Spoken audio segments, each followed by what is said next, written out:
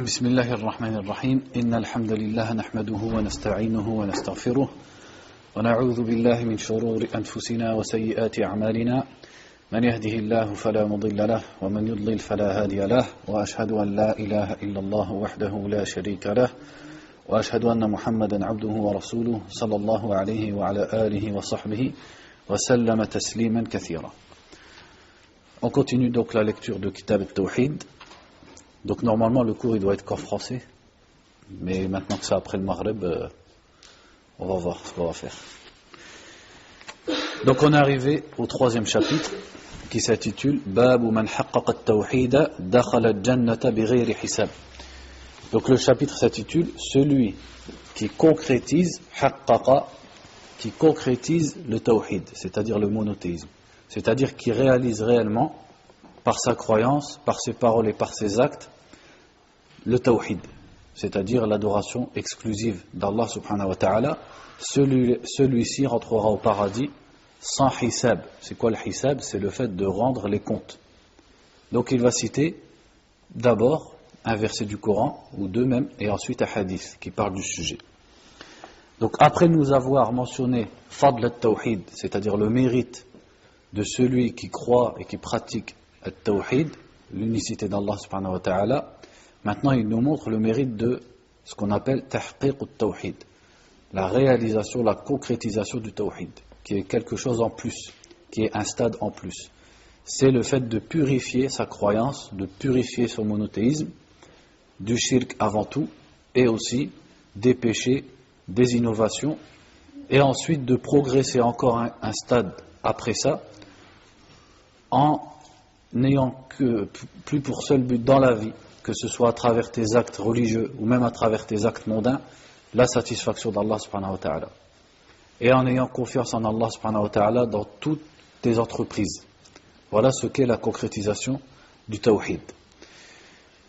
قال المؤلف رحمه الله تعالى باب من حقق التوحيد دخل الجنة بغير حساب وقول الله تعالى إن إبراهيم كان أمة قانتا لله حنيفا ولم يكن من المشركين.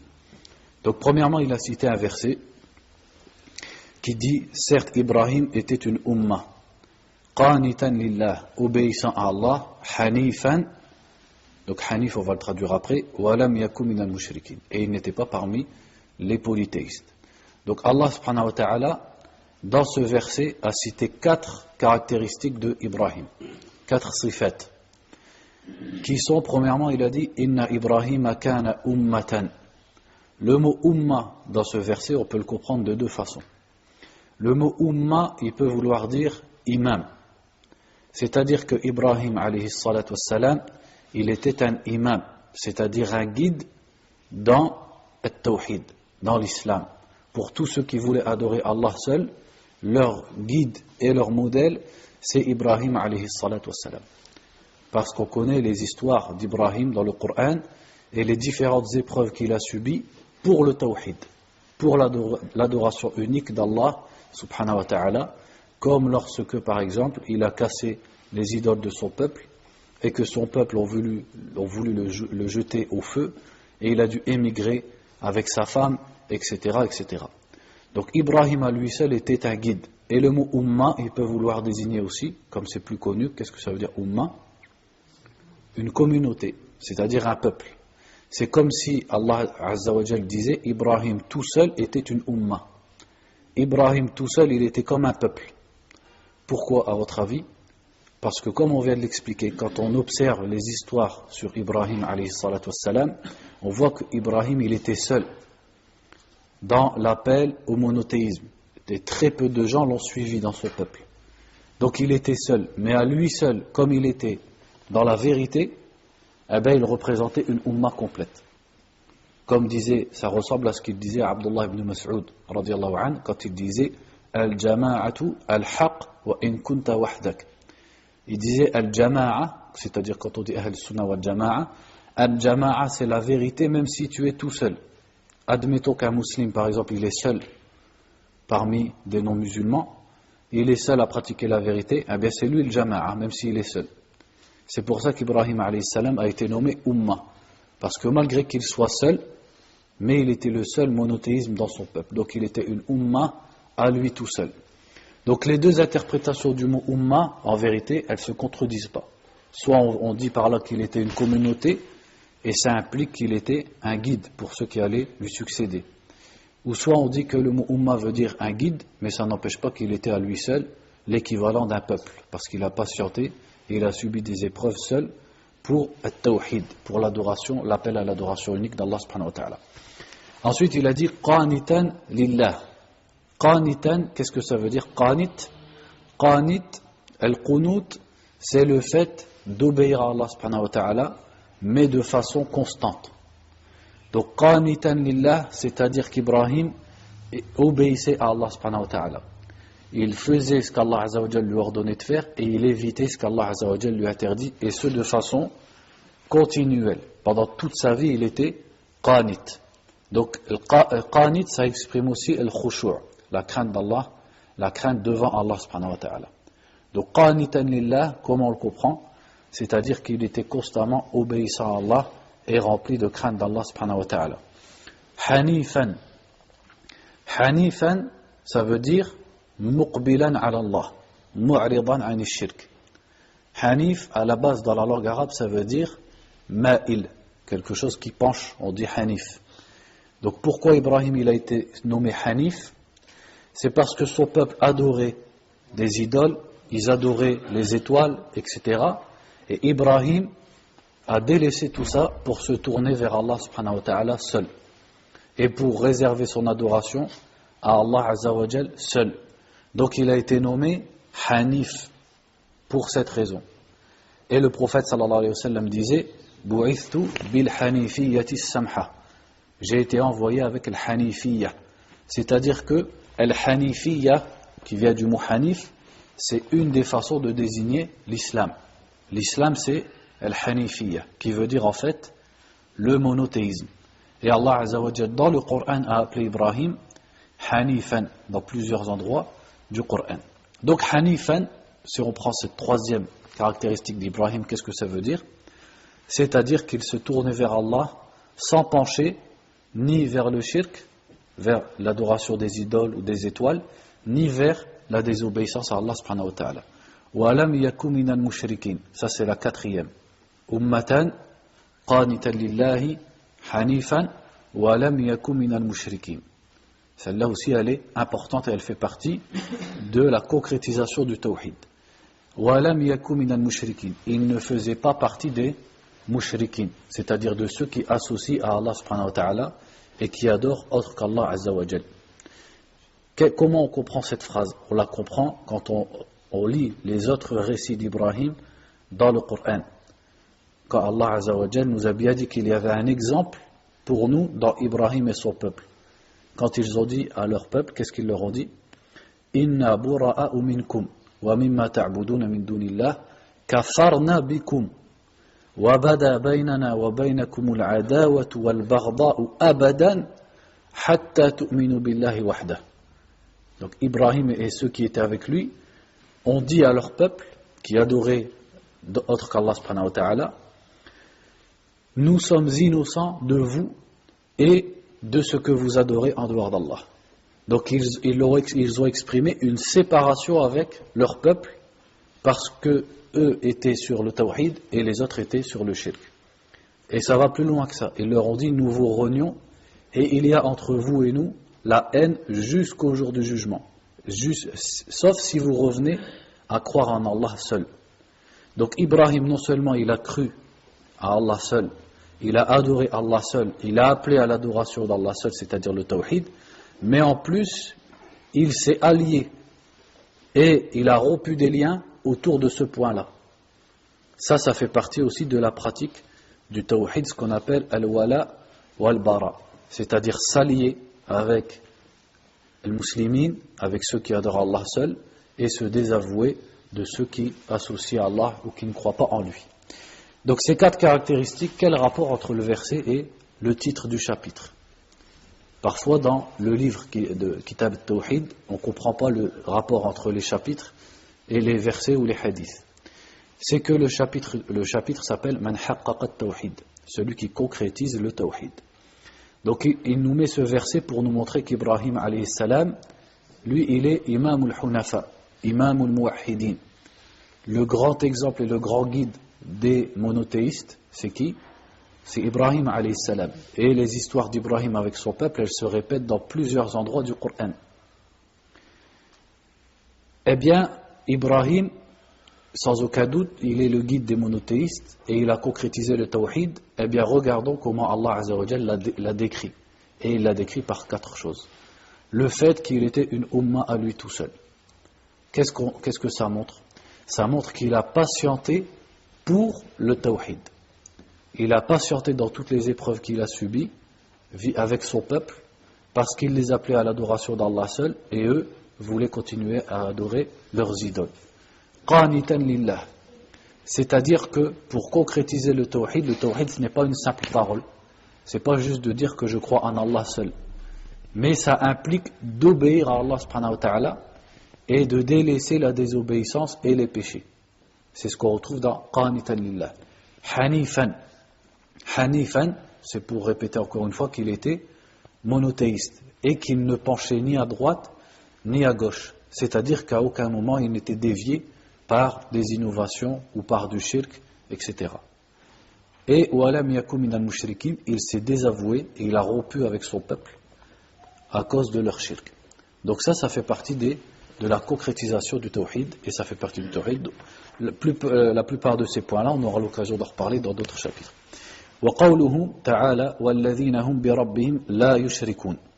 Ensuite, il a cité un verset qui est court, qui dit et ceux qui n'associent pas à leur Seigneur. Donc ce verset, il est la conclusion de plusieurs versets où Allah Azza wa Jalla a cité les caractéristiques des croyants. Et il a conclu leurs caractéristiques en disant وَالَّذِينَ هُمْ بِرَبِّهِمْ لَا يُشْرِكُونَ. Ceux qui n'associent rien à leur Seigneur, c'est-à-dire à Allah subhanahu wa ta'ala. Quel rapport, on a déjà parlé de ce que voulait dire le shirk, quel rapport entre ce verset et le chapitre de Kitab al-Tawhid?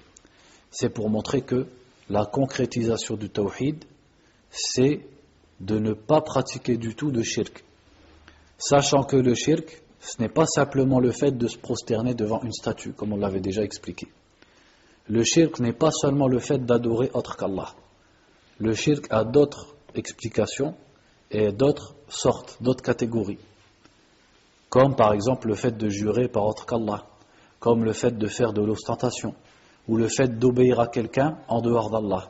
Quoi qu'ils nous disent, on le fait, même si ça contredit l'ordre d'Allah subhanahu wa ta'ala. Donc le shirk a beaucoup de sortes. Certaines sortes, elles sont faciles, entre guillemets, à éviter quand on est musulman, mais d'autres sortes, les gens les pratiquent sans les connaître, ou alors elles sont difficiles à éviter. Donc il nous montre que, pourquoi il a mis ce verset ici, c'est pour montrer que tahqiq al-tawhid, concrétiser, vraiment pratiquer réellement le tawhid, ça implique de délaisser le shirk complètement. Que ce soit ce qu'on appelle al-shirk al-akbar, le grand shirk, ce qui consiste à adorer autre qu'Allah, ou que ce soit al-shirk al-asghar, c'est-à-dire le shirk mineur, comme l'ostentation ou jurer par autre qu'Allah, etc. ثم قال رحمه الله عن حسين بن عبد الرحمن قال كنت عند سعيد بن جبير فقال أيكم رأى الكوكب الذي انقض البارحة فقلت أنا. Ensuite il a cité un hadith rapporté par Hussein ibn Abd al-Rahman qui a dit j'étais auprès de Saïd ibn Jubayr. On va lire avant de continuer une présentation de Saïd ibn Jubayr. Il a dit Saïd ibn Jubayr huwa ibn Hisham الوالبي الأسدي مولاهم أبو محمد الإمام الفقيه وكان من جلة أصحاب ابن عباس روى عنه وعن ابن الزبير وغيرهما وعنه ابناه عبد الملك وعبد الله وأبو إسحاق ويعلى وجماعة قتل بين يدي الحجاج سنة 95. Donc il dit Saïd ibn Jubayr, c'était, pour résumer, un des élèves de Abdullah ibn Abbas radiyallahu anhuma. Donc c'était un faqih et un muhaddith de quelle génération donc? Vous savez, vous dormez déjà? Des tabi'in, puisque c'est l'élève de Abdullah ibn Abbas, donc c'était un tabi'i. Saïd ibn Jubayr, donc c'était un des grands tabi'in de Mecca, et il est mort en 95, il a été tué par Al-Hajjaj ibn Yusuf al-Thaqafi. فقال أيكم رأى الكوكب الذي انقض البارحة فقلت أنا. Donc Hussein ibn Abd al-Rahman, qui est de la génération lui suivante, il dit un jour j'étais avec Saïd ibn Jubayr, c'est-à-dire qu'ils étaient assis avec ce cheikh, ce savant Saïd ibn Jubayr. Et Saïd leur a dit, donc il a dit à ses élèves, qui d'entre vous a vu l'étoile qui est tombée hier, c'est-à-dire une étoile filante. Donc il demande à ses élèves, qui d'entre vous a vu l'étoile filante hier. Faqultu ana. Donc Hussein, c'est pas Hussein avec un sin, c'est Hussein avec un sad. Il dit, moi je l'ai vu là, cette étoile filante. ثم قلت أما إني لم أكن في صلاة ولكني لدغت. Et ensuite Hussein qui a dit, moi j'ai vu l'étoile filante, il dit au cheikh, il dit, mais je n'étais pas en train de prier, mais j'ai été piqué. Pourquoi il dit ça? Puisque là, ils sont en train de parler de quelque chose qui s'est passé la nuit. Et lui, il dit, effectivement, moi j'ai vu l'étoile filante qui est tombée pendant la nuit. Donc ça pourrait laisser imaginer à ceux qui sont présents qu'il était debout la nuit pour prier, par exemple. Mais tellement il craignait l'ostentation, pour ne pas faire d'ostentation, il a dit, c'est comme s'il leur disait, n'imaginez pas que j'étais en train de prier. Donc il a dit, amma inni lam akun fi salah. Je n'étais pas en train de prier. Donc beaucoup de gens, ils font le contraire. Ils laissent imaginer aux gens qu'ils faisaient du bien, alors qu'ils ne l'ont pas fait. Et lui, il le dit. Il dit aux gens, n'imaginez pas que j'étais en train de faire la salat. C'est-à-dire par modestie, et pour éviter l'ostentation. Et il a dit, walakinni ludirtu. Ludirtu, c'est-à-dire j'ai été piqué ou j'ai été mordu. L'adir, c'est celui qui est piqué ou qui est mordu par quelque chose de venimeux. Donc celui qui est piqué par un scorpion, ou qui est mordu par un serpent, etc., on l'appelle l'adir. Donc il dit l'udirtu, c'est-à-dire j'ai été piqué ou j'ai été mordu. C'est ça qui a fait qu'il était debout la nuit, c'est pas qu'il priait. Qala fama sana'at qultu irtaqaytu. Donc Saïd ibn Jubayr lui a dit, qu'est-ce que tu as fait?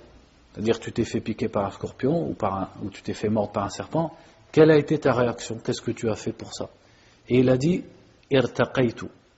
Et dans une version qui est dans Sahih Muslim, qui est plus conforme, il a dit istarqaytu. Qu'est-ce que ça veut dire istarqaytu? C'est-à-dire, j'ai demandé à quelqu'un de me faire ar-ruqya. Donc faire la ruqya, c'est quoi le verbe? Raqa. Si on dit istarqaytu, ça veut dire j'ai demandé qu'on me fasse ar-ruqya. Qu'est-ce que c'est ar-ruqya? C'est le fait que quelqu'un il lise par exemple le Coran, ou alors il fasse dua, des invocations, comme par exemple il dit Allahumma rabban nas, adhib al-ba's, washfi anta shafi, la shifa'a illa shifa'uk, shifa'an la yughadiru saqama, pour le malade. Ça on appelle ça ar-ruqya. Donc il dit j'ai demandé à quelqu'un de me faire ar-ruqya. Et dans une autre version du hadith il a dit irtaqaytu, c'est-à-dire je me suis fait ar-ruqya. Mais la plus conforme c'est qu'il a demandé qu'on lui fasse ar-ruqya. On va comprendre pourquoi avec la suite. Donc son cheikh lui dit, qu'est-ce que tu as fait pour cette piqûre ou cette morsure? Il dit, j'ai demandé qu'on me fasse ruqya. Qala fama hamalaka ala dhalik. Et son cheikh Saïd lui répond, qu'est-ce qui t'a amené à faire ça?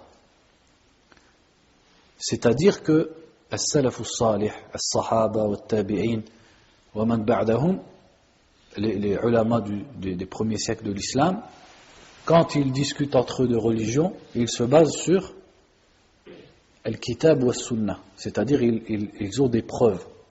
Donc comme l'autre il lui dit j'ai demandé qu'on me fasse ruqya, son cheikh il lui dit qu'est-ce qui t'a amené à faire ça, c'est-à-dire sur quel verset du Coran tu t'es basé ou sur quel hadith tu t'es basé pour faire ça. Et l'autre il ne s'est pas vexé, son élève Hussein il ne s'est pas vexé. C'est-à-dire que quand quelqu'un te demande sur la religion pourquoi tu dis ça ou pourquoi tu pratiques ça, il ne faut pas se vexer, au contraire. C'est une bonne démarche de la part de la personne. Elle veut savoir quelle est l'origine de ta parole ou de ta pratique. Et toute parole ou toute pratique dans la religion, elle doit avoir une origine dans les actes du prophète sallallahu alayhi wa sallam. Donc il lui a dit قلت حديث حدثناه الشعبي قال وما حدثكم. Donc Hussein lui a répondu ce qui m'a amené à faire ça, c'est un hadith qui nous a été rapporté par Al-Sha'bi. Al-Sha'bi, c'était aussi un tabi'i, parmi les grands imams de la génération des tabi'in. Qala wa ma haddathakum. Donc Saïd ibn Jubayr lui répond, Et qu'est-ce qu'il vous a dit comme hadith? قلت حدثنا عن بريدة بن الحصيب أنه قال لا رقية إلا من عين أو حمى. Donc il dit, il nous a rapporté. Donc là c'est qui parle? Pour voir si vous suivez. C'est quoi son prénom, celui qui parle? Hussein. Il dit, il nous a rapporté, c'est qui? Al-Sha'bi. Il nous a rapporté que Burayda ibn al-Husayb, c'est un sahabi, a dit, il n'y a pas de ruqya sauf contre l'ayn, c'est-à-dire le mauvais œil, ou le huma. C'est quoi le huma avec un ta au bout? Al-humatu, c'est les piqûres de scorpions par exemple, ou les morsures des serpents, on appelle ça al-huma. Donc il dit, donc ce hadith, en fait c'est pas un hadith du prophète sallallahu alayhi wa sallam, c'est une parole de Burayda ibn al-Husayb, qui a dit, mais en fait ce hadith il est authentique dans d'autres livres, comme venant du prophète sallallahu alayhi wa sallam, qui a dit La ruqyata illa min aynin aw huma. Il n'y a pas de ruqya sauf contre le mauvais œil ou les piqûres ou les morsures venimeuses. Si on s'arrête là, comment est-ce qu'on comprend ce hadith?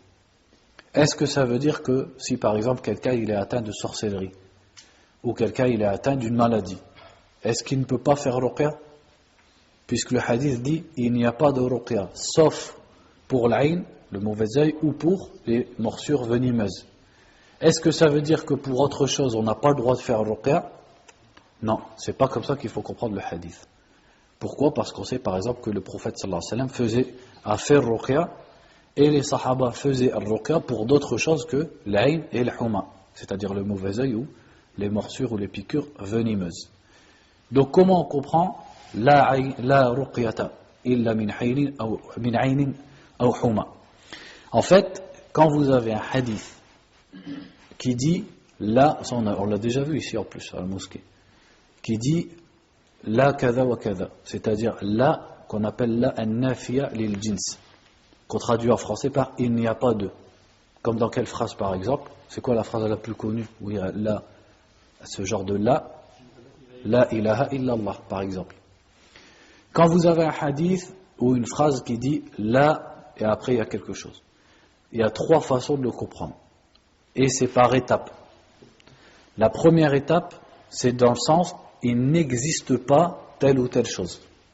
Par exemple, je rentre chez moi et je dis La rajula fil bayti. Qu'est-ce que ça veut dire? Il n'y a pas d'homme dans la maison. Quand je dis il n'y a pas d'homme dans la maison, c'est dans quel sens? Ça veut dire qu'il n'y a pas d'homme. Il n'y a pas d'homme, il n'y a que moi, je suis tout seul dans la maison. Vous avez compris? On dit La rajula fil bayti. Il n'y a pas d'homme dans la maison. Donc, la première façon de comprendre là, c'est dans le sens qu'il n'existe pas. Mais parfois, il n'est pas possible de comprendre là de cette façon-là. Par exemple, quand le prophète a dit, sallallahu alayhi wa sallam, La salata bi ghayri tuhur. Il n'y a pas de salat sans ablution. Qu'est-ce que ça veut dire ici? Est-ce que ça veut dire qu'il n'existe pas de salat sans ablution? Non, imaginons quelqu'un par exemple, il vient de se convertir à l'islam et il ne connaît pas. Ou alors quelqu'un qui est fou. Et il rentre dans la mosquée et il prie, mais sans avoir fait le wudu. Donc on peut imaginer quelqu'un qui prie sans purification. Donc ça ne veut pas dire que ça n'existe pas. Exister, ça peut exister. Donc qu'est-ce que ça veut dire? Ça veut dire que la prière n'est pas bonne. Donc ici, la salata, c'est-à-dire il n'y a pas de prière valable sans ablution. C'est comme si je dis par exemple, pour l'exemple de la rajula fil bayt, si je suis dans une maison et je suis avec un autre homme dans la maison, on est à deux, et je lui dis la rajula fil bayt. Illa ana, bien sûr, je dis. Qu'est-ce que ça veut dire dans ce sens-là? Dans le sens, donc je lui dis il n'y a pas d'homme il n'y a pas d'homme dans cette maison sauf moi. Dans quel sens? Lui il est là devant moi. Ça veut dire que lui c'est pas un vrai homme. Ça veut pas dire que c'est pas un homme. Donc comment on va traduire la rajula fil bayti dans ce cas-là? C'est dans le sens il n'y a pas de vrai homme. C'est comme dans le hadith la salata bi ghayri tuhur. C'est-à-dire il n'y a pas de prière qui est valable sans ablution. Ça ne veut pas dire qu'il n'existe pas de prière sans ablution. Exister, ça peut exister. Quelqu'un est fou, il ne fait pas les ablutions, il prie. Et la troisième façon de comprendre ce genre de phrase, si les deux premières ça ne marche pas, c'est dans le sens de al-kamal. ça veut dire que la chose n'est pas complète, sauf dans tel ou tel cas. Par exemple, le hadith qui dit La hasada illa fi ithnatayn. Rajulun atahu Allahu malan fasallatahu ala halakatihi fil haqq. Wa rajulun atahu Allahu al-hikma fayaqdi biha ou yu'allimuha. C'est le ma'na al-hadith. Le hadith où le prophète a dit sallallahu alayhi wa sallam, il n'y a de jalousie que dans deux cas. C'est-à-dire la jalousie n'est permise que dans deux cas. Ensuite, il a cité les deux cas, c'est lesquels? Un homme riche qui dépense fi sabilillah et l'autre qui a de la science, Allah lui a donné de la science et il la donne, ou il juge avec sa science. Ça veut dire que ce genre de personnes, je peux les envier. J'aimerais bien être comme lui. Pas dans le sens où j'aimerais qu'il perde sa science ou il perde ses biens, mais dans le sens où j'aimerais être comme lui. Maintenant, je vous pose la question. Quelqu'un qui jeûne tous les lundis, jeudi, je ne vais pas l'envier? Je l'envie ou je ne l'envie pas? Si moi je ne le fais pas, je l'envie. Pourtant, est-ce que le prophète sallallahu alayhi wa sallam l'a cité dans le hadith? Il a cité que deux choses. Est-ce que ça veut dire qu'une troisième ou une quatrième ou une cinquième, il n'y a pas de jalousie dedans? Non, ça ne veut pas dire ça. Parce que c'est sûr qu'il y a d'autres choses où on va être jaloux.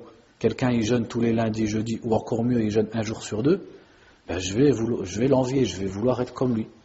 Quelqu'un, par exemple, il fait Srilatul Arham. Il entretient des bonnes relations avec sa famille, il leur donne des cadeaux, il les visite. Moi, j'aimerais bien faire comme lui. Donc, je l'envie. Pourtant, ni c'est quelqu'un qui a de l'argent qui donne fisabilillah, ni c'est quelqu'un qui a de la science et qui l'enseigne. Donc, qu'est-ce qu'il veut dire alors si on revient au hadith qui dit la hasada? Ça tourne toujours autour de là, cette explication. Il n'y a pas de jalousie, sauf dans deux cas. C'est-à-dire que s'il devait y avoir une jalousie, s'il devait en avoir qu'une, ça serait dans ces deux cas-là. C'est-à-dire que la meilleure des jalousies, c'est dans ces deux cas-là. Un autre exemple, dans le hadith qui dit « La'atikafa illa fil masajidi thalatha » Il n'y a pas d'i'tikaf, vous savez tous ce que c'est l'i'tikaf, quand on reste 10 jours à la mosquée, on dort à la mosquée, etc., à la fin du mois de Ramadan. Entre guillemets, ils traduisent la retraite spirituelle. Qu'est-ce qu'il dit le hadith? La'atikafa illa fil masajidi thalatha. Il n'y a pas d'i'tikaf sauf dans les trois mosquées, c'est-à-dire la mosquée de Mecca, le Masjid al-Nabawi, la mosquée du prophète sallallahu alayhi wa sallam, et Al-Quds. Est-ce que ça veut dire que dans les autres mosquées, j'ai pas le droit de faire l'i'tikaf? Pourtant, le hadith il est clair. La'atikafa illa fil masajidi thalatha. La grande majorité des ulama, ils sont tous d'accord pour dire qu'on peut faire l'i'tikaf dans n'importe quelle mosquée. Tant que dans cette mosquée, ils font les 5 prières et Al-Jumu'ah. Même si c'est pas Mecca, Al-Masjid al-Haram, même si c'est pas la mosquée du prophète sallallahu alayhi wa sallam, et même si c'est pas le Quds. Donc qu'est-ce qu'il veut dire alors le hadith? Il veut dire qu'il n'y a pas un i'tikaf aussi bon et meilleur que dans les 3 mosquées. C'est ça que ça veut dire. Donc, les hadiths qui commencent par là, ça ne veut pas tout de suite dire que ça n'existe pas ou que ce n'est pas valable. Ça peut vouloir dire que le plus complet, c'est de faire dans tel ou tel cas. Eh bien, c'est le cas dans ce hadith. Donc, le hadith, qu'est-ce qu'il dit ici? La ruqyata, il n'y a pas de ruqya, illa min, c'est-à-dire contre, aynin ou humatin, sauf contre le mauvais œil ou une piqûre venimeuse. Est-ce que ça veut dire qu'il n'existe pas de ruqya dans d'autres cas? On va refaire maintenant les 3 étapes de comprendre la an-nafiya lil-jins. Est-ce que ça veut dire qu'il n'existe de ruqya que dans ces 2 cas? Non. Est-ce que ça veut dire que la ruqya n'est valable ou permise que dans ces 2 cas? Non, puisque le prophète lui-même sallallahu alayhi wa sallam, il l'a fait dans d'autres cas. Donc qu'est-ce que ça veut dire? C'est la 3e. C'est-à-dire la meilleure ruqya, celle qui est la plus efficace, c'est quand on l'a fait contre l'ayn, le mauvais œil, et ou al-huma. Qu'est-ce que c'est l'ayn? Pour la parenthèse, l'ayn, c'est le fait que quelqu'un il frappe autrui avec son regard. Quelqu'un il regarde autrui et il le touche avec son regard, dans le sens où la personne qui a été touchée, donc on va l'appeler al-ma'in, et celui qui fait l'ayn, comment on l'appelle? Al-a'in. Et celui qui est touché par l'ayn, on l'appelle ma'in. Al-ma'in, il va être touché par le regard de l'autre. Ça, c'est quelque chose que l'islam a affirmé. Et le prophète sallallahu alayhi wa sallam a bien dit Al-aynu haqq. Al-ayn existe. Al-ayn, c'est une vérité. Et même, c'est même arrivé à l'époque du prophète sallallahu alayhi wa sallam des exemples. Quand un sahabi, il a vu un autre sahabi en train de se laver, donc il était torse nu et il était fort blanc. Et il l'a regardé et il a prononcé une parole il s'est étonné. Il était choqué de la peau, la belle peau de l'autre. Et l'autre, il est tombé dans les pommes tout de suite. Il s'est évanoui. Et après, le prophète sallallahu alayhi wa sallam lui a dit Halla barrakt, pourquoi tu n'as pas demandé la baraka pour ton frère, au lieu de dire, par exemple, il a une belle peau, etc. Il faut demander à Allah Azza wa Jalla la baraka pour la personne, pour éviter l'aïn. Et après, il lui a ordonné de faire quoi? De faire les ablutions et qu'on lave la personne qui a été touchée par l'eau. Donc, pour résumer, ce que je veux dire par là, c'est que l'aïn, ça existe. Et le aïn, il n'a pas des explications très détaillées dans les hadiths. C'est-à-dire, parfois, il y a des gens, il y en a certains, c'est des charlatans, ou d'autres, ils philosophes, ils disent l'aïn, c'est un shaitan qui sort de l'œil, blablabla, etc. Tout ça, il n'y a pas de. L'aïn, c'est l'aïn. L'aïn, c'est-à-dire quelqu'un, il regarde l'autre, et l'autre, il tombe malade, ou alors il tombe évanoui, etc. Ça existe.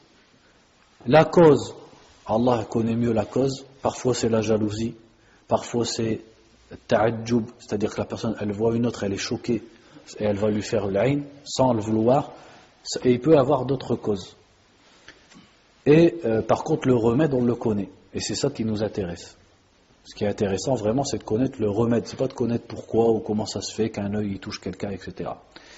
Donc, l'aïn, ça existe. Et le huma, qu'est-ce que c'est? On l'a dit, c'est les piqûres ou les morsures venimeuses.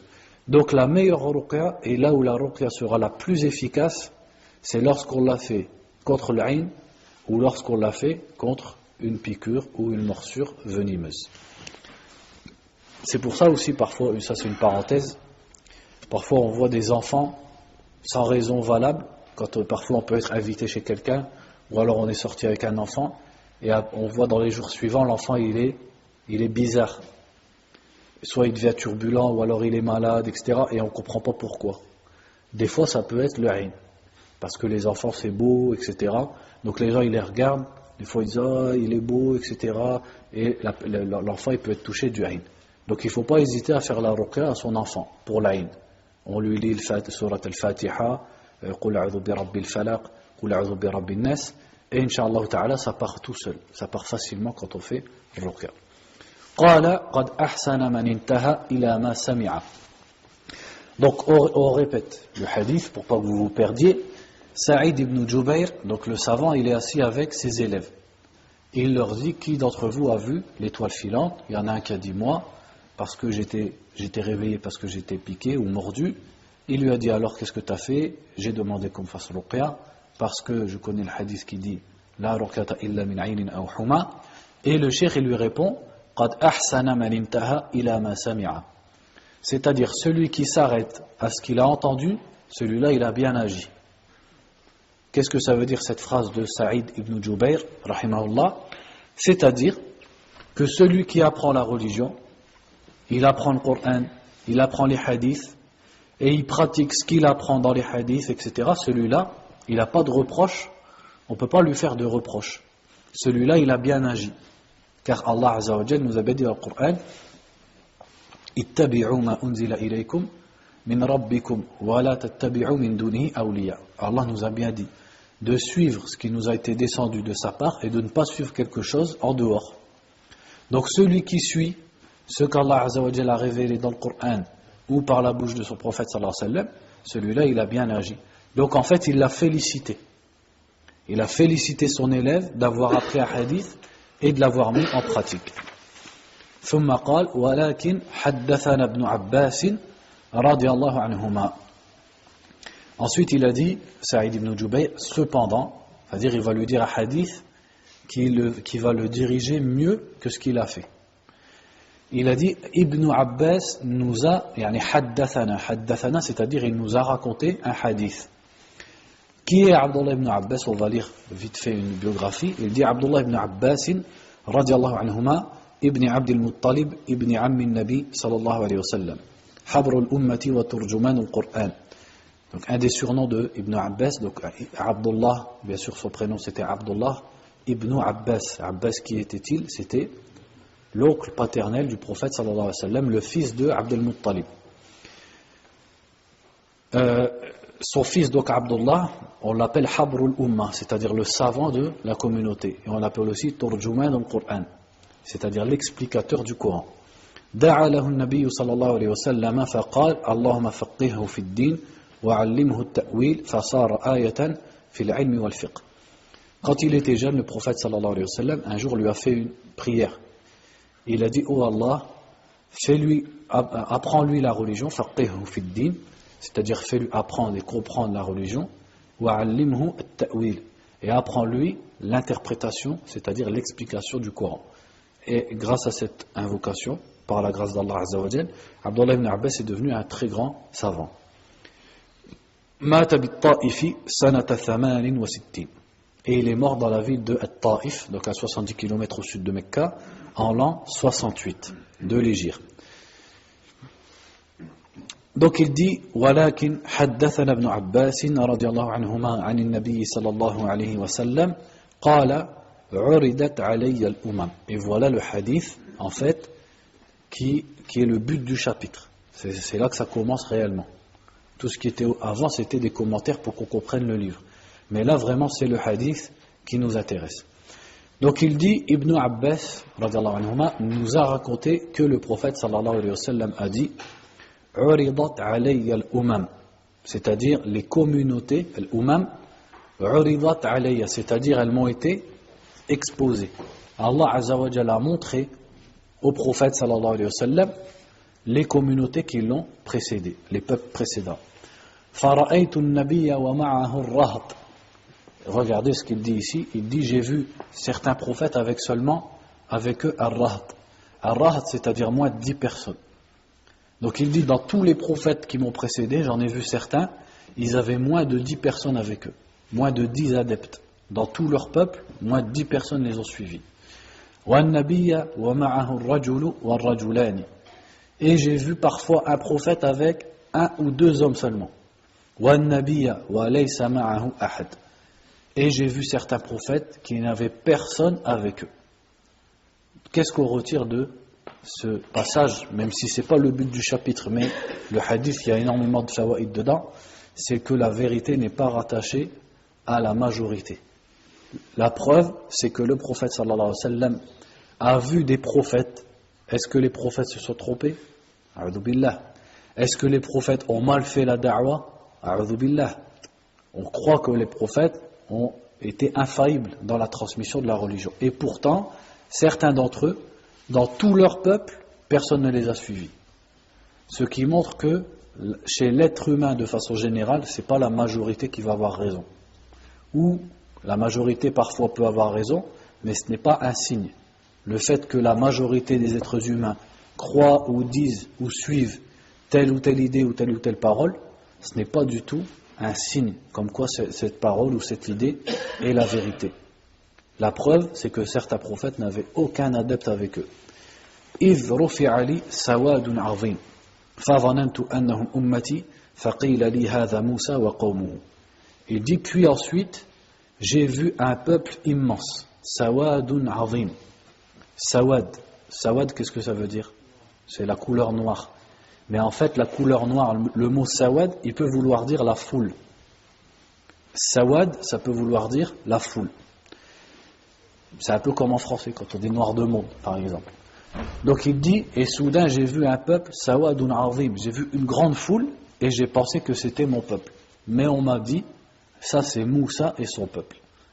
Donc ça veut dire que parmi les prophètes, un de ceux, ou si ce n'est celui qui a été le plus suivi, à part Mohammed sallallahu alayhi wa sallam, c'est qui? C'est Moussa. Et ça nous montre aussi, malgré tous les récits du Coran, le mérite de Banu Israël, avant l'arrivée bien sûr de qui? Avant l'arrivée de Isa. C'est-à-dire que malgré tous les reproches qu'Allah Azza wa Jalla a fait dans le Coran, les reproches qui sont dans le Coran, ils sont sur quels juifs? Ceux qui étaient à l'époque du prophète sallallahu alayhi wa sallam ou ceux d'avant? Ceux d'avant déjà, sur leurs ancêtres. Mais malgré ça, c'était le meilleur peuple, Banu Israël. Parce que c'est ceux qui ont le plus suivi les prophètes. Mais ils ont commis beaucoup d'erreurs, c'est les erreurs qu'Allah Azza wa Jalla nous a citées dans le Coran. Donc on lui a dit, ça c'est Moussa et son peuple. فَنَظَرْتُ فَإِذَا سَوَادٌ عَظِيمٌ فَقِيلَ هَذِهِ أُمَّتُكَ. Il dit, et ensuite j'ai regardé une seconde fois et j'ai vu encore une grande foule et on m'a dit, ça c'est ton peuple. وَمَعَهُمْ سَبْعُونَ أَلْفًا يَدْخُلُونَ الْجَنَّةَ بِغَيْرِ حِسَابٍ وَلَا عَذَابٍ. Donc ça montre que le prophète sallallahu alayhi wa sallam, également comme Moussa, il a été très suivi. Et donc c'est le prophète qui aura le plus d'adeptes au jour du jugement.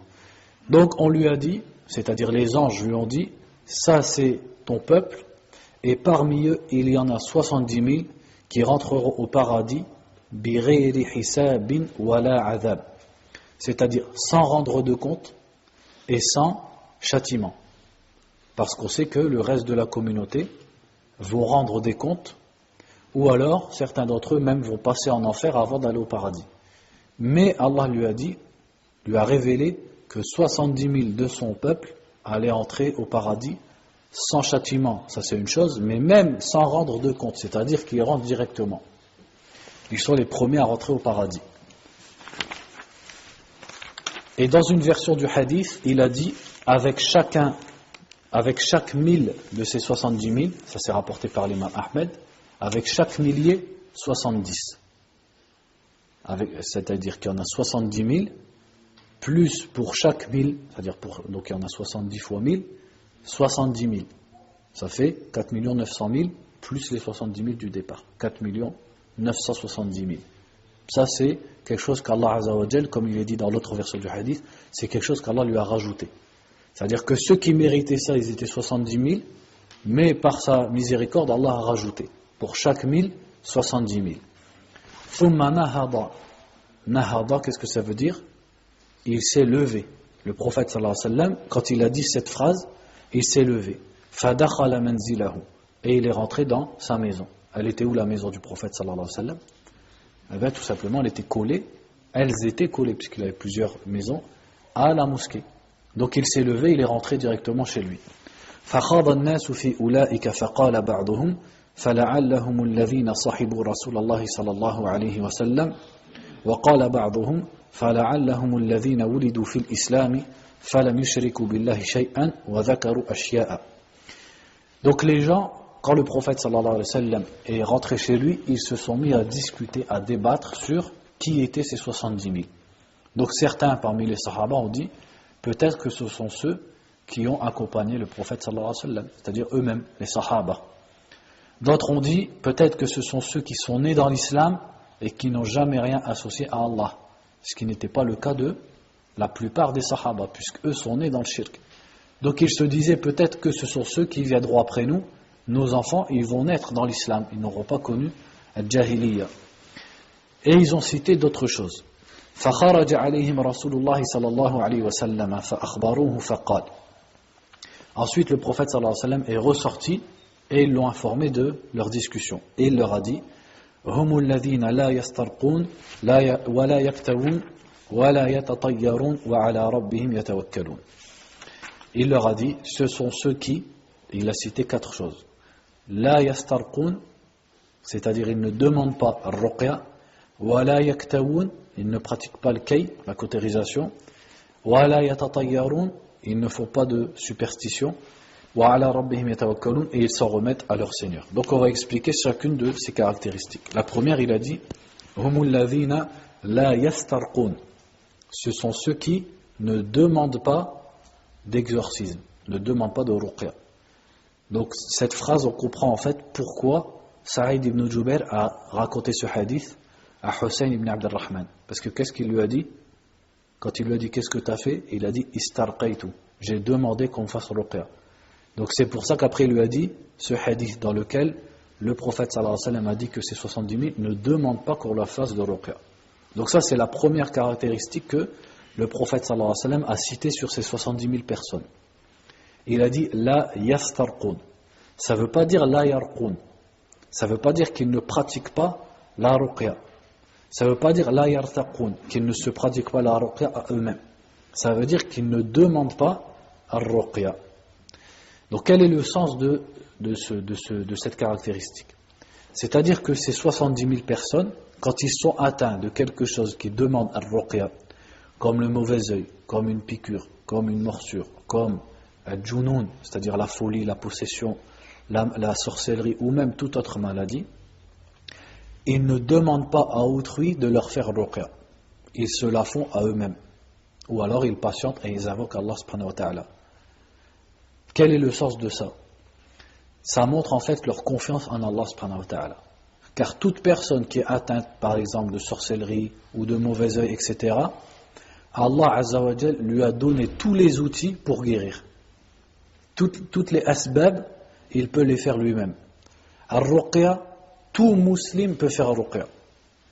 Il a juste qu'à s'asseoir, et s'il est malade, et il récite pour lui-même Surat al-Fatiha. Les 2 dernières sourates. Qui ne connaît pas ces sourates-là? Tout le monde connaît ces sourates, et ce sont les sourates les plus efficaces. Et celles qui ont été citées dans les hadiths comme étant les sourates de la Ruqya, ce sont celles-là. Surat al-Fatiha et al-Falaq et Nas. Qui ne connaît pas ces? Allah azza wa jalla a fait que les sourates les plus efficaces dans la Ruqya, ce sont celles que tout le monde connaît, les plus faciles. Donc, toute personne peut réciter ces sourates.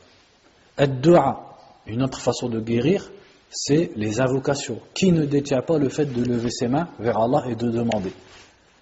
Donc, si Allah azza wa jal t'a donné toutes les asbab, toutes les causes, tous les moyens pour guérir, pourquoi aller te tourner vers quelqu'un d'autre? Et le fait d'aller te tourner vers quelqu'un d'autre en lui demandant qu'il te fasse ruqya, dedans il y a une subtilité, une genre de confiance en autre qu'Allah subhanahu wa ta'ala. Puisque si Allah t'a donné la possibilité de faire dua et de te faire ruqya, qu'est-ce qui te pousse à demander à autrui si ce n'est que quelque part tu places un peu ta confiance en cette personne? Alors que ceux-là, les 70 000, ne veulent en aucun cas se tourner vers autrui et demander quelque chose à autrui, alors qu'ils peuvent lever les mains vers Allah et se faire eux-mêmes ruqya. Donc qu'est-ce que ça démontre en fait? Ça démontre leur confiance en Allah totale. Parce que qu'est-ce qui pousse les gens? On le voit tous les jours, les gens qui viennent demander ruqya. Qu'est-ce qui les pousse à venir demander ruqya? C'est un manque de confiance en Allah subhanahu wa ta'ala. S'il a confiance en Allah, pourquoi il vient demander ruqya? Il le fait lui-même. Il s'assoit, il récite le Fatiha, il récite le Baqara, il récite les 2 dernières sourates, ou alors il lève ses mains et il demande à Allah subhanahu wa ta'ala de le guérir. Qui ne peut pas faire ça? Tout le monde peut faire ça. Donc qu'est-ce qui l'amène à se tourner vers quelqu'un? C'est son manque de foi envers Allah subhanahu wa ta'ala. Il ne veut pas lui-même prendre son affaire en main et la présenter devant Allah subhanahu wa ta'ala et faire l'effort seul avec Allah subhanahu wa ta'ala de guérir. Mais il demande à quelqu'un d'autre. Ceux-là, ils ne demandent rien. Ils ne demandent pas à autrui de leur faire ar-ruqya. Donc ça ne veut pas dire non plus que demander ar-ruqya est interdit. C'est pas interdit, c'est même pas déconseillé, mais simplement celui qui veut concrétiser le tawhid et faire preuve de tawakkul le plus possible, il a confiance en Allah, il se fait ar-ruqya lui-même et il fait des invocations tout simplement. Maintenant aussi, il faut savoir que si une personne vient te proposer, là il n'y a pas de mal parce que tu lui as rien demandé. Si par exemple tu es malade et une personne vient te proposer de faire ruqya, à ce moment-là, tu n'es pas considéré comme ayant demandé ruqya parce que c'est lui qui te l'a proposé. Toi tu ne fais qu'accepter un service. Donc ça c'est la première. Ensuite il a dit wala yaktawun. Yaktawun. Qu'est-ce que veut dire yaktawun? Non, la superstition c'est yatatayyarun. Voilà, la cautérisation. Il ne pratique pas al-kay. Al-kay, qu'est-ce que c'est? C'est une médecine traditionnelle qui était connue chez les Arabes et même chez autres que les Arabes, qui est toujours pratiquée. C'est quand quelqu'un ça peut se faire, je pense pour une infection ou une blessure, etc. Qu'est-ce qu'on fait? On chauffe un morceau de fer et on brûle la veine, on coupe la veine et après on la brûle.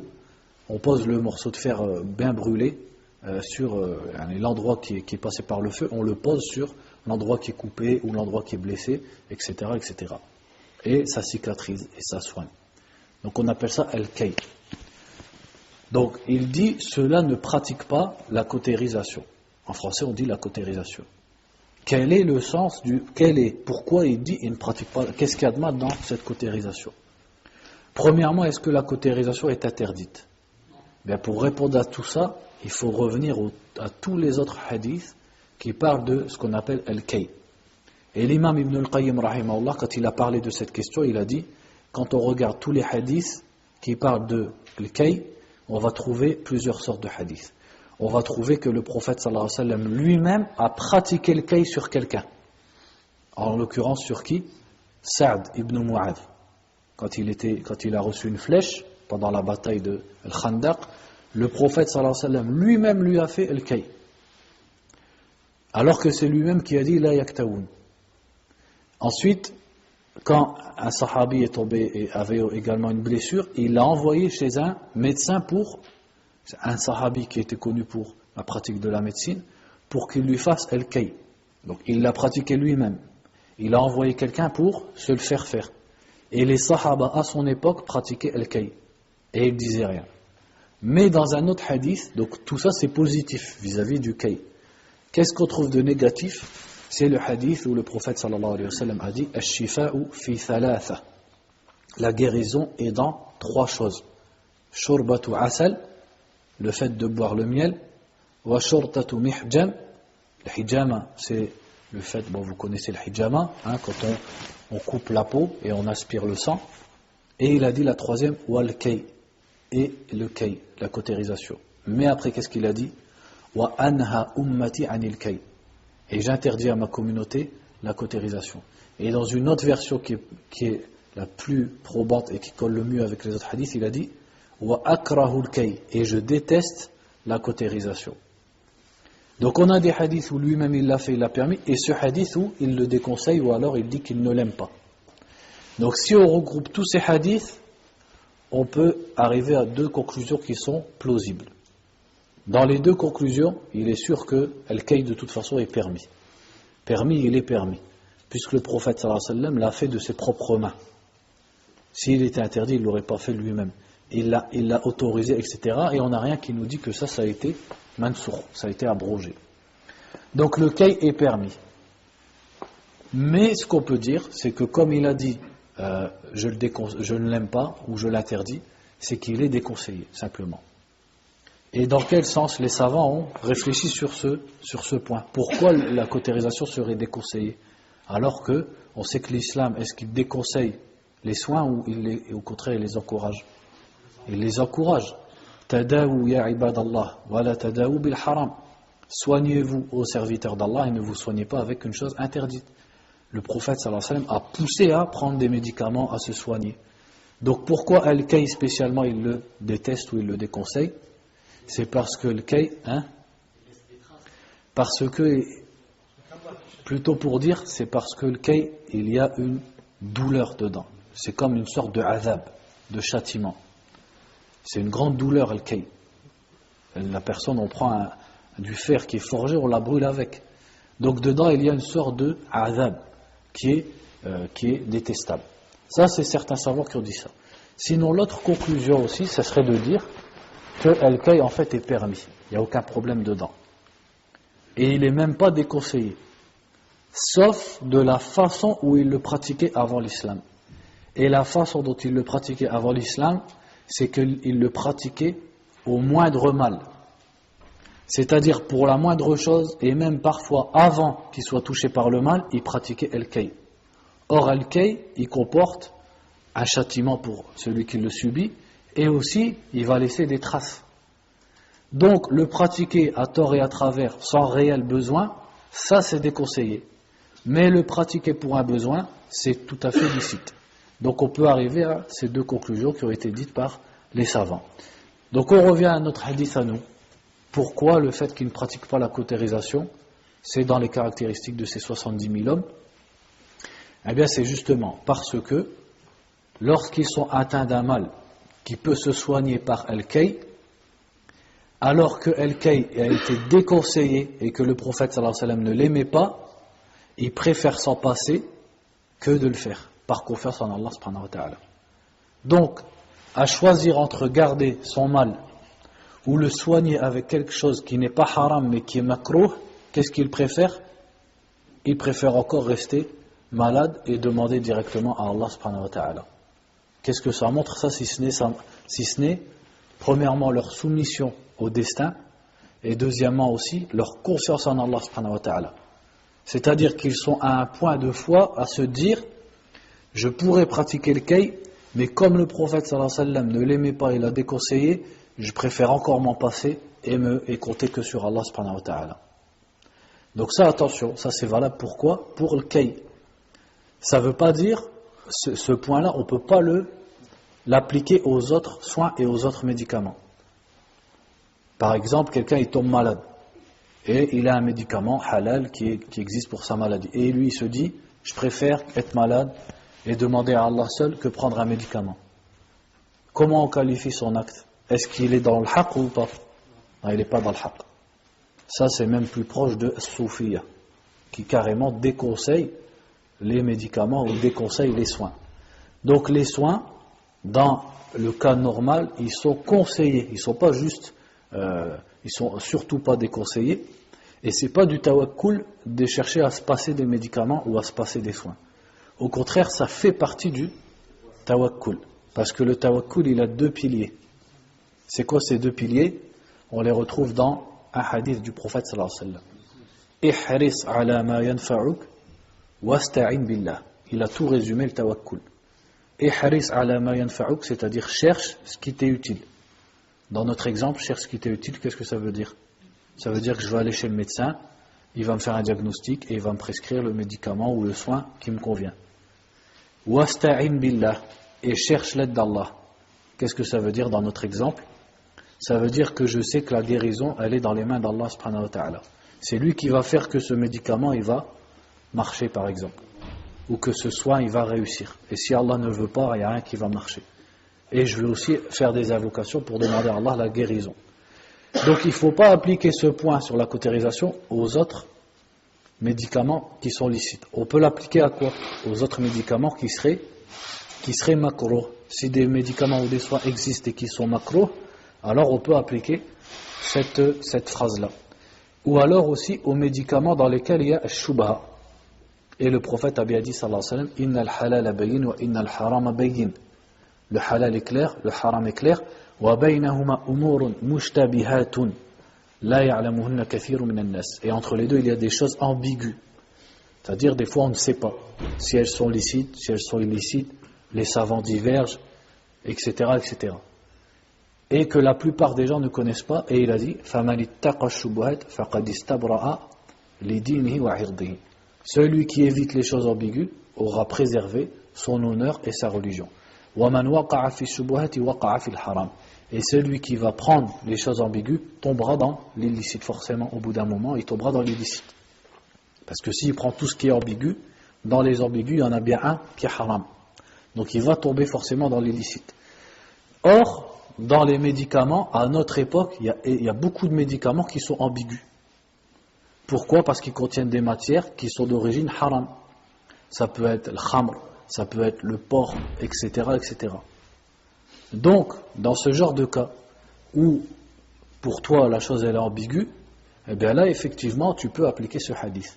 De te dire, le médicament qui est ambigu, moi je préfère m'en passer, et invoquer Allah Azza wa Jal, ou me tourner vers d'autres médicaments, même s'ils sont moins efficaces, mais parce qu'ils sont licites. Là, on peut l'appliquer. Donc la première, ils ne demandent pas ar-ruqya, parce qu'ils font une confiance totale en Allah subhanahu wa ta'ala, et la deuxième, ils préfèrent ne pas faire le kay, parce que comme il est déconseillé et que le prophète ne l'aimait pas, alors ils préfèrent placer leur confiance en Allah subhanahu wa ta'ala pour guérir et patienter. Et la troisième, wala yatatayyarun. Et ils ne font pas de superstition. Qu'est-ce que c'est at-tatayyur ? On peut le désigner de deux façons. On peut dire at-tatayyur et on peut dire at-tiyara. D'où ça, de quel mot ça vient, bien sûr ? At-tayr, les oiseaux. Pourquoi la superstition, les Arabes l'appelaient tatayyur ? Parce que dans la Jahiliya, ils le pratiquaient avec les oiseaux. Quand ils voulaient faire un voyage, ils prenaient des oiseaux ou alors ils faisaient peur à des oiseaux. C'est pour ça qu'on appelle ça zajrut tayr.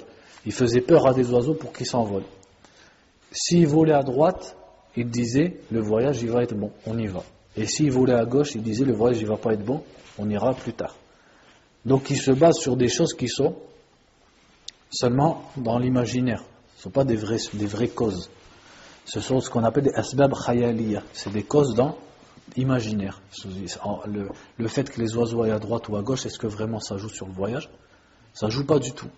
Donc on appelle ça